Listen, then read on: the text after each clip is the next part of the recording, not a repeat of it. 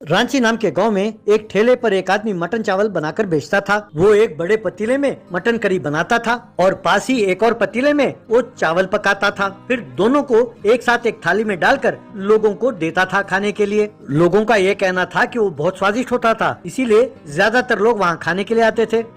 उसी गांव में राठौड़ नाम का एक निकम्मा रहता था। वो लड्डू नाम के एक व्यक्ति को अपने साथ रखकर पूरे गांव में आवारागर्दी करता रहता था। उसका चमचा लड्डू राठौड़ पर बहुत गर्व करता था। वे दोनों ठेलों के पास जाते थे और बेकार का खाना खाते थे, फिर फिल्म देखते थे, रात को शराब पीकर झूमते हुए घर लौटते थे। यही उनका हर दिन का काम था। क्योंकि सारा पैसा राठौड़ खर्च करता था, लड्डू उसके प्रशंसा का पुल बनता रहता था और राठौड़ मन ही मन फूलता जाता था।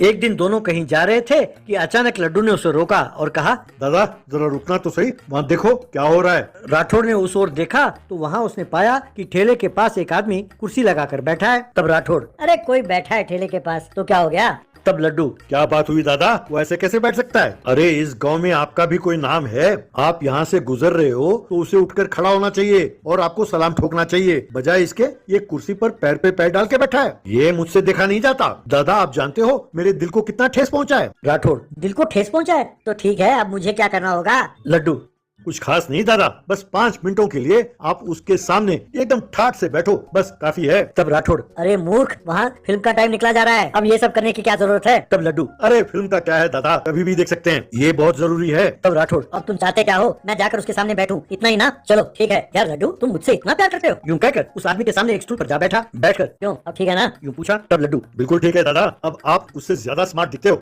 तभी सामने बैठा व्यक्ति अखबार खोलकर पढ़ने लगा। ये देखकर लड्डू, हाँ हाँ, हम भी ये सब नाटक जानते हैं। कहकर वो एक अखबार लेके आया और राठौड़ को देकर, दादा इसे पढ़ो। यूं कहने लगा।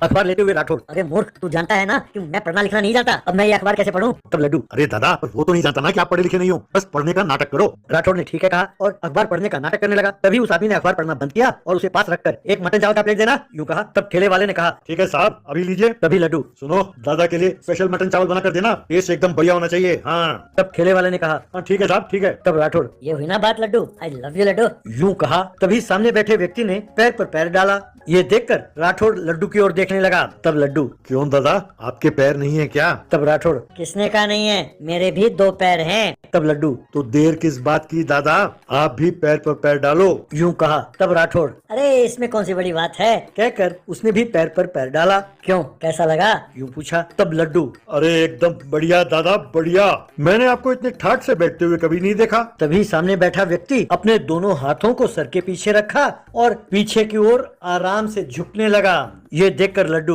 अरे दादा आप भी ऐसे ही करो। बस राठौड़ ने भी वैसा ही किया, लेकिन क्योंकि वो स्टूल था, राठौड़ एकदम पीछे गंदे नाले में जा गिरा। ये देखकर लड्डू वहाँ से भाग खड़ा हुआ। नाले से उठकर राठौड़ ने यहाँ वहाँ देखा। तभी उस कुर्सी पर बैठा आदमी खड़ा हुआ और कहने लगा, भैया वो मटन चावल कैंसिल कर दो, और वहाँ से चला गया। तब राठौड़, अरे कमीने लड्डू, मैंने तेरा क्या बिगाड़ा था, मैं चुपचाप सिनेमा थिएटर की ओर जा रहा था और तू मेरा ठाट बनाने के चक्कर में मुझे यूं गंदे नाले में गिरा दिया। कमीने, तू चाहे जहाँ कहीं भी हो, मैं तुझे नहीं छोड़ने वाला।